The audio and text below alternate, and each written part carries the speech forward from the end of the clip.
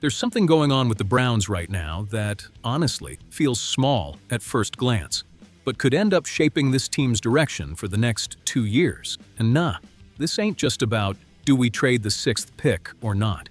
It's about how they're thinking about building this team. Look at the situation. Cleveland's heading into this draft with a high pick, 6th overall, which, let's be real, isn't exactly new territory for us, right? But the context this time is totally different from other years. Last year, the front office made an aggressive move, traded down, stacked assets, and walked away with more draft capital. And looking back now, that move paid off. Not necessarily with an instant superstar, but with volume, and that matters. Now we're seeing that same pattern again. The Browns are listening to offers for the 6th pick. But here's the kicker. The trade market this year is kinda stuck. Not many teams trying to move up, a whole lot trying to move down. And that completely shifts the real value of that pick. So let's break this down. Statistically, the Browns had one of the worst offenses in the NFL. That's not hate, that's just facts. And when your offense is that bad, the priority should be obvious. Immediate talent, instant impact, a dude who walks in and changes the game. But what does Cleveland look like they're doing? Thinking about volume, depth, more young players. And that's where it gets interesting and kinda dangerous. Because this ain't just a draft decision. It's a roster-building philosophy. If you listen to Andrew Berry, he doesn't sound like a guy locked in on one specific player. He wants value. He made that crystal clear. It's not just about trading the pick. It's about maximizing the asset, whether that means picking, moving up, or moving down. That's modern front office talk. Analytical, flexible, but also cold. And as a Browns fan, someone who's been through enough of this team's cycles, I get a little cautious hearing that, because we've seen this movie before. The logic checks out. The results? Not always. Now let's really get into it. What does moving off pick 6 actually mean? First, you're passing on elite talent.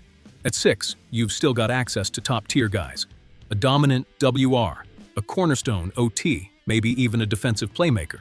When you trade down, you're stepping into a more uncertain zone. Deeper, sure, but less guaranteed. Second, it shows confidence in scouting.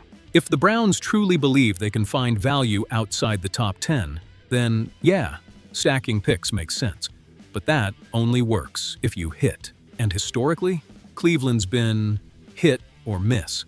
Third, this ties directly to the offense. Because this team doesn't just need solid players. They need a difference maker, someone who takes pressure off, someone who changes the tempo of the offense.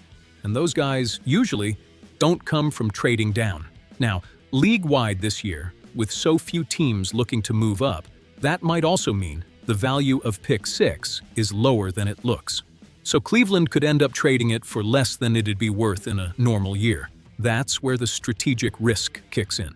About that Cowboys scenario popping back up, that's interesting. Dallas has never been shy about moving up when they see value. But the real question is, are they going to pay enough? If not, it's a no-go for the Browns. Simple as that. Now let's get real for a second. I get the Browns' logic, I really do. A roster with holes needs volume, needs internal competition, needs depth. But this team shouldn't still be in the just stack pieces phase. They're supposed to be competing. They're supposed to be closing the gap. And when you trade away pick 6, what you're really saying is, I trust 3 good players more than one potentially great one. That can work, but it can also keep you stuck in the middle of the pack forever. Best case scenario? The Browns move down just a few spots, still grab an impact player, like a legit WR1 or a high-end OL, and pick up extra assets. That's the sweet spot. Balance between talent and depth. Worst case? They drop too far. Stack picks, and come out of the draft without a single guy who actually changes the offense. Then you roll into the season with basically the same problem, just more names on the roster. And there's something else nobody's really talking about: timing. Because this kind of move shows how the front office sees the team right now. And to me, that raises a real question. Do the Browns see themselves as contenders, or still rebuilding? Because contenders don't usually give up high picks that easily. Contenders go get impact. They go get difference makers. They go get guys who show up and take over. So at the end of the day, This decision is way bigger than the draft. It's about the identity Cleveland wants. Now I gotta ask you, Dog Pound, if you were in Andrew Barry's seat, you riding with elite talent at 6, or trading back to build more depth?